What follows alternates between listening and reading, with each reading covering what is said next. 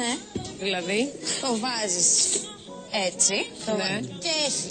Φαίνεται σαν φούστα μπροστά, πίσω κάνει σορτσάκι και μετά είναι κοντούλι. Από μέσα κανονικό σορτσάκι.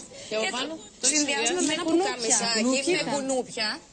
Δεν είναι, λιμπελούλες είναι. Λιμπελούλες. Λιμπελούλες. Και δένουμε μόνοι μας. Ναι. Οπότε δεν χρειάζεται καν να αγοράσουμε crop top. Δένουμε απλά το πουκαμισάκι που ήδη έχουμε. Δεν μου αρέσουν αυτά τα παπούτσια. Τζένι, χτύπατα. Θέλω να πω ότι αν είχατε δει το Λιωρέτζο στο προηγούμενο Just Dance μας, παπούτσια ή παπούτσια, θα μπορούσε η Παρτενέρ να βγει με αυτό το παντελόνι και να είναι με ένα πάρα πολύ ωραίο ζευγάρι. Δημήτρη, για σένα λέω. Να φορέσει το κουστούμι και η Τζένι αυτό. Εδώ πάει και αξεσουάρ με σκοτόστρα. Για να δείξουμε αυτό εδώ. Λοιπόν, αυτό είναι ένα σακάκι το οποίο θα το βάλει μια κυρία η οποία δεν θέλει να βγάλει έξω την κυλίτσα της, όμως συνεχίζει να είναι κρόπ, είναι κοντούλι και το φοράς έτσι. Σαν μεξικάνικο μου κάνει. Είναι στυλ μεξικάνικο. Είναι και είναι πολιτισμό. Πάει με το καπέλο από πάνω. Όχι, εντάξει, είναι λίγο υπερβολή όλα μαζί, αλλά επειδή έχει και τον μπλε. Για δείξε μας και για τις μακριές φούσες πώς συνδυάζουν. Λοιπόν, είναι παντελώνα. Είναι παντελώνα. Και οι παντελώνες λοιπόν, επειδή είναι λίγο ψηλόμεσες, φορώντας τις με ένα κοντό μπλουζάκι, μπορεί να είναι αμέσως πάρα πολύ ωραίες.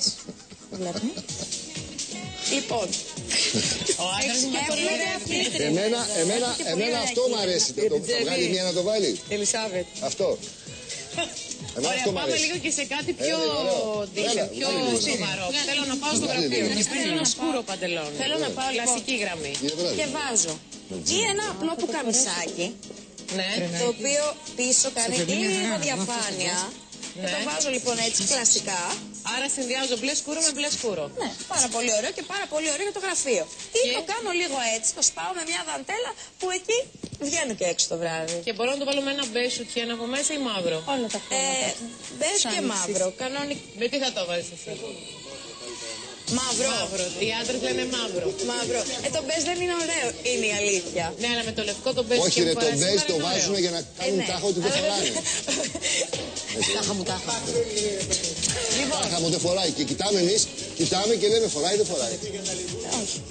Λοιπόν, να δούμε άλλο ένα σακάκι με ένα μαύρο παντελόνι. Πάλι αυτό είναι πιο μακρύ. Αυτό είναι πιο μακρύ. Αυτό δεν το έχουμε για να το βάλουμε μόνο του. Αυτό το έχουμε, ας πούμε. Με ένα κρόπ όμως το εδώ βάζουμε. λοιπόν, ναι, είναι το κρόπ, το μπλουζάκι, με μια παντελόνα που είναι πάρα πολύ της μόδας αυτές τις παντελόνες. Και άμα θέλουμε, βάζουμε ένα σακάκι από πάνω ή βάζουμε αυτό εδώ το πουλόβερ που κάνει και αυτό κρόπ και δίνει αμέσως χρώμα.